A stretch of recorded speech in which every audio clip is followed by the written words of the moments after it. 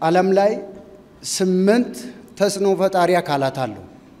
8 ተጽዕኖ ፈጣሪ አካላት አሉ። ሚዲያ ከነሱ አንዱ ነው። የመጀመሪያ መንግስት ነው።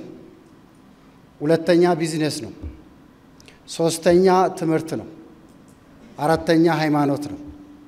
አምስተኛ ሚዲያ ነው። ስድስተኛ ስፖርት ነው። ሰባተኛ አርት ነው።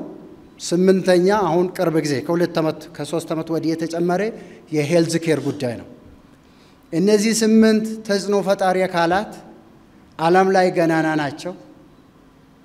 ዓለም በቀጥታም በተዘዋዋሪም የሰው ልጅን ገቨርን የሚያደርጉ አካላት ናቸው።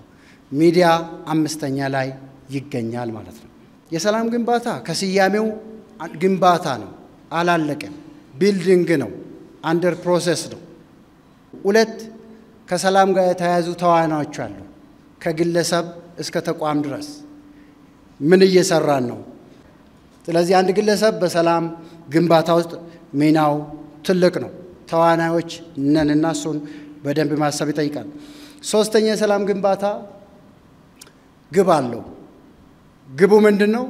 የሆነ ሰሞን ጦርነት ከነበረ ከጦርነት በኋላ የሆነ ሰላም ማውረድ እሱ አይደለም። እሱ ፒስ ሜኪንግ ነው የሚባለው። ይሄኛው ፒስ ቢልዲንግ ማለት በእኛም አልተጀመረም፣ በእኛም አያልቅም፣ ወደፊትም ይሄዳል። የሰላም ግንባታ በዛሬ የተጀመረ ሂደት አይደለም፣ ወደፊትም የሚቀጥል ሂደት ነው። ስለዚህ ግቡስ ምንድን ናቸው? ዋና ዋና ግቦች የመጀመሪያ የተረጋጋ ማህበረሰብን መፍጠር ነው። የተረጋጋ ማህበረሰብን መፍጠር ነው። ይሄ ማለት ዛሬ ላይ አንዳንድ ቦታም አብሮ መኖር እስከሚከብድ ድረስ ይታያል። እሱ ጠፍቶ አብሮ ተረጋግቶ የመኖር ዝንባሌዎች መፈጠር። 2ኛ ዲሞክራሲን ማረጋገጥ ተነስቷል። 3ኛ በየትኛውም ፈተና ውስጥ አብሮ መቆም፣ በየትኛውም ችግር ውስጥ አብሮ ማለፍ ያን ሂደትን በደንብ ያረጋግጣል። ኢትዮጵያና ኢትዮጵያኒዝም የሚባል ፖይንት አለ። ኢትዮጵያኒዝም የሚል ሙቭመንት በሳውዝ አፍሪካ ትራይብ የተጀመረ ኮንሰፕት ነበር። ያ ማለት ከአድዋም በኋላ ከዛም በፊት የኢትዮጵያን ስፒሪት እንቀበልና አፍሪካን አንድ እናደርግ የሚል ኮንሰፕት ነበር፣ ኢትዮጵያኒዝም የሚል ኮንሰፕት። ስለዚህ በየትኛውም ችግር ውስጥ አብሮ መቆም የሚችል ማህበረሰብን መፍጠር የሰላም ግንባታ ዋና ዓላማ ነው። እኩልነት የበላይነትም አይደለም፣ የበታችነትም አይደለም፣ ባርነትም አይደለም። እኩልነት ለሁሉም ማህበረሰብ እኩል ኢንቫይሮንመንትን፣ እኩል ከባቢ ወይም አካባቢን መፍጠር ነው። ከዛ በኋላ ሰው እኩል ይሮጣል ወይ፣ እኩል ያስባል ወይ፣ እኩል ይሰራል ወይ፣ እሱ ሌላ ነው። እኩል ኢንቫይሮንመንትን መፍጠር መቻል ለሁሉም ዜጋ አንዱ የሰላም ግንባታ ዋና ዓላማ ነው። 4ኛ ዋና ግባችን ተለዋዋጭ የሆነ የእድገት እሳቤዎች እየመጡ ስለሆነ ዓለም ላይ ለዛ ዝግጁ መሆን አለብን። ድሮ ለውጥ ዊንድ ነው ይባላል ወይም ንፋስ ነው። የጀርመኑ ፕሮፌሰር እንዲህ ብሎ ቀየሩት። ለውጥ ዊንድ አይደለም፣ ቶርናዶ ወይም ሄሪኬን ነው፣ አውሎ ንፋስ ሆነዋል።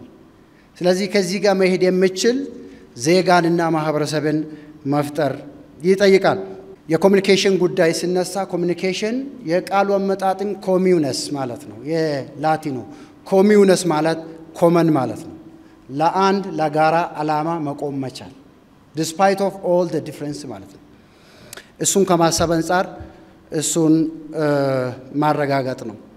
ስለዚህ እነዚህ ዋና ግቦችን በመያዝ የመገናኛ ብዙሃን ሚና ምንድናቸው የሚል እንደ ዌይ ፎርዋርድ እናገራለሁ። ስለዚህ የመገናኛ ብዙሃን ሚና ምን ይሆናል?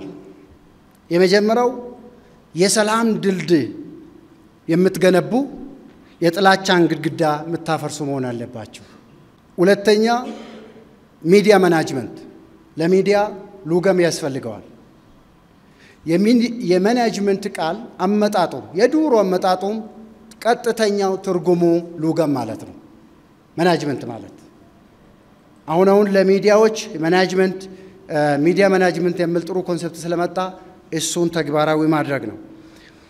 ይሄ ካልሆነ መንገድ የሳተ ሚዲያና መንገድ የሳተ ሲኖትራክ አንድ ይሆናል። አንድ ትልቁ ሲኖትራክ የሚባል መኪና መንገድ ከሳተ ለሰው አይጠነቀቅም፣ ለሕፃናት ለትናንሽ መኪናዎች አይጠነቀቅም። ሚዲያም አንዴ መንገድ ከሳቴ እንደዛው ይሆናል። ሚዲያ ማናጅመንት በጣም አስፈላጊ ይሆናል ለሀገር ግንባታ። ሶስተኛ ዓላማ መር ስሜት መር የሚል ኮንሰፕትን ትንሽ መለየትን ይጠይቃል። ማንም ሰው ከስሜት ነፃ መሆን አይችልም። ተቋም ስሜታዊ ሲሆን ግን ያሳዝናል። ሰው ከስሜት ነፃ አይሆንም። ስሜቱን ሊገልጽ ይችላል። በተቋም ደረጃ ግን ስሜታዊ ከሆነን የሰላም ግንባታ አይወራም። እሱም በደንብ ማሰብን ይጠይቃል። አራተኛ መንታ ትኩረት ባይፎካል የሚባል ኮንሰፕት ያስፈልገዋል። መንታ ትኩረት ማለት ዛሬንና ነገን ባላንስ አድርጎ መሄድ ማለት ነው። ዛሬ ላይ ብቻ ትኩረት ከሰጠን ነገ ይረሳል። ነገ ብቻ ምን ከሆነም ዛሬም ይረሳል። ዛሬንና ነገን ባላንስ ስናደርግ ባይፎካል ይባላል። እሱ ለምሳሌ ዛሬ ላይ ብዙ ትውልድ ኢንፎሚኒያ የሚባል በሽታ መጥቷል ቆይቷል ማለት ነው። ኢንፎሚኒያ ማለት ኮቪድ አይደለም። ከኮቪድ በላይ ዓለምን እያስቸገረ ያለ ኢንፎሚኒያ የሚባል በሽታ አለ። ኢንፎሚኒያ ማለት ኢንፎርሜሽን ኦቨርሎድ ማለት ነው። አንድ ሰው ኤፍቢውን ይከፍታል፣ ወደ ላይ ስክሮል ያደርጋል፣ የ20 ሰው ሜሴጅን ያያል፣ ከዛ ይዘጋል። ከ10 ደቂቃ በኋላ አሁንም ይከፍታል፣ ስልኩን ያያል። ከዛስ 40 የሚሆኑ ሰዎችን ዛሬ ሰብስበዋል። በኋላ ትንተና አይሰጥም። ምግብ ራሱ አይበላም ዳይጀሽን ሲስተሙ የማይሰራ ከሆነ። ብዙ ሰው ኢንፎርሜሽኖችን እየሰበሰበ ነው፣ ግን ትንተና መስጠት አይችልም። ከሀገር ግንባታ ጋር ይሄዳል ወይ፣ ከኔ ዓላማ ጋር ይሄዳል ወይ፣ ከህይወቴ ጋር ይሄዳል ወይ ብሎ አያስብም። ኢንፎሚኒያ የሚባል በሽታ ስለገጠመን እሱን ማየት በጣም የሚጠይቅ ይሆናል። አምስተኛ አዎንታዊ የሆኑ ትርክቶችን ማስቀደም፣ አሉታዊ ሳይሆን አዎንታዊ የሆኑ ትርክቶችን በማስቀደም መሄድ አለብን። ይሄንን ዘ አርት ኦፍ ሬቶሪክ የሚል የአሪስቶትል መጽሐፍ ላይ አይታችሁ ከሆነ ኤቶስ፣ ሎጎስ፣ ፓቶስ ይላል። ከጊዜ አንፃር ዋና ዋና ሀሳቦችን ብቻ ልናገር ከኛ ሚዲያ ሁኔታ ጋር ስለሚሄድ። ኤቶስ ማለት አሁን ያለንበትን ኤንቫይሮንመንት ወደ መልካም ነገር መቀየር ይቻላል ወይም አይቻልም? አሁን ያለንበትን ሁኔታዎች ቻሌንጆችም ይሁኑ ችግሮችም ይሁኑ መቀየር ይቻላል ወይም አይቻልም? ይሄ የመጀመሪያው ደረጃ ኤቶስ ይባላል። ዊሉና ካራክተሩ ካለ መቀየር ይቻላል። አሁን ያለውን የሀገር ሁኔታም ቢሆን አሰራር ኤኒ ነገር መቀየር ከተፈለገ ወደ መልካም ነገር መቀየር ከተፈለገ ክሬዲቢሊቲ ያስፈልጋል። ለሚዲያው ክሬዲብል መሆን መቻል አለበት። ሎጎስ ማለት አርጊውሜንት ነው።